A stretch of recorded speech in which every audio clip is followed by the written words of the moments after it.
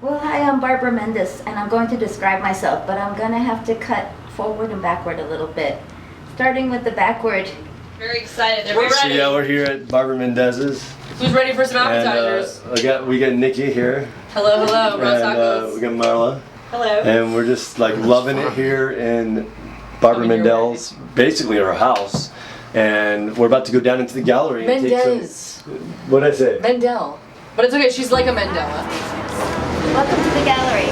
I'm Barbara Mendes. I'm an artist, and you're sort of in Eisen Gallery and also in Barbara Mendes Gallery. So come on in and have a look around. Top of the mountain, then we could both walk down. They could soar all around and above us while we're still here on the ground. He could look her deeply in both eyes when he's got something to say, and she respond with a smile and thanking our God for looking away. And what if science can't prove us the reason why we should pray every day? We should pray every day, you know. Yeah, And that's what the book is going to tell the story. And you know what I want to do? I'm going to just tell you the story of the book of Daniel. And you can see all the pictures. So Anne, you might want to go around to see. So do you know when the story begins? I didn't make certain things to happen. There was a movement called the Haskalah in the 1800s in Russia, where it was invented Jewish people who didn't do everything Jewish. These are the people that I came from. That I'm Jewish, but I didn't know anything about Judaism growing up. But I was always a spiritual seeker.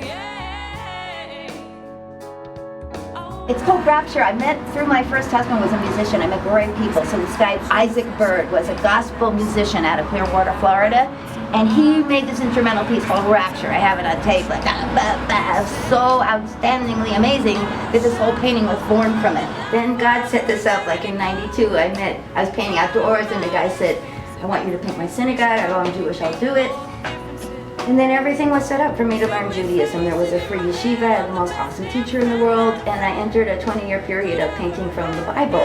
It's 6 narrative chapters and 6 visionary chapters. It starts with chapter 1, goes around to chapter 6, and I'm going to tell all the stories on August 30th because they're great. But I'll point out the famous ones, such as the fiery furnace, such as the writing on the wall, such as Daniel in the lion's den. And really I learned so much, and I was able to this day to bring it to other people. Now I'm on a cusp, now I'm going the other way, to a more worldwide way. Because all through the very beginning I've held that I'm a woman, I'm the one in touch with the mystical forces. Like for example, my daughter, she was supposed to die in '74, case closed, Columbia Presbyterian. They were in tears, the doctors, but she lived 33 more years.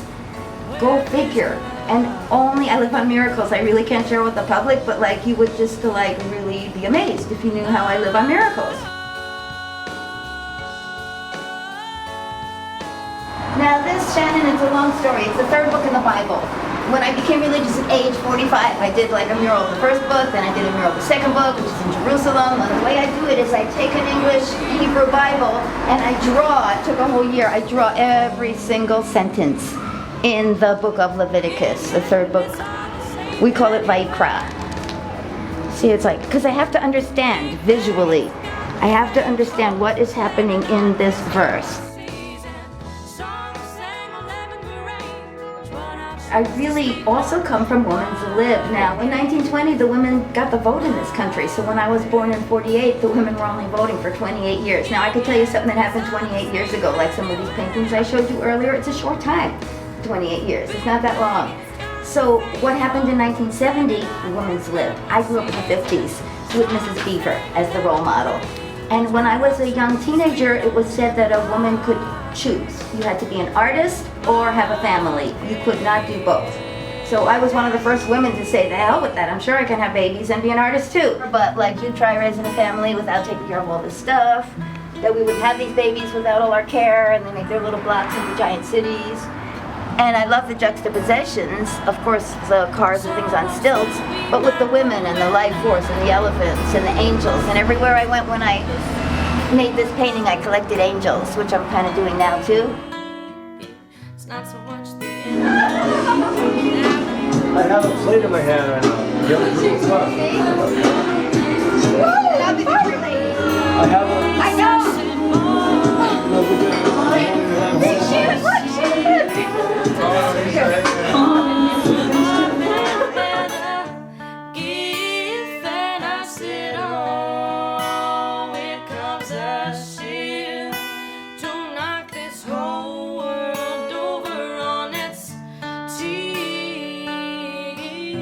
So I wanted to be, I'm supposed to be Picasso, and I'm still bucking for it. Because I have the female vision. But guess what? For 67 years, everybody hates my guts because I'm not doing what they do. And I also have a one world vision. When the women of all around the world, our her and our spiritual wisdom, which after all we're the ones in charge of raising all the humans in the world and burying them in our body, you want to hear from us about spirituality? On that day, the people's ears will open and I'll have a lot to tell them. Meantime, I'm packing it into my art, and whoever comes to the gallery, this is what I talk about. But did they listen to women? No. But now I'm 67. Did I make women's live? No. Did I make who I am? No. I'm just a product of who I am, but I'm not shutting up.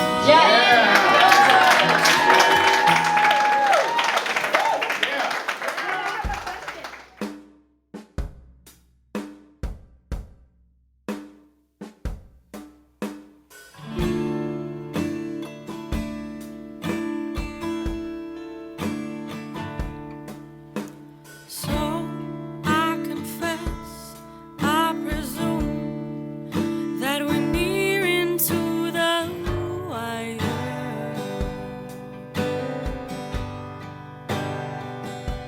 And didn't I tell you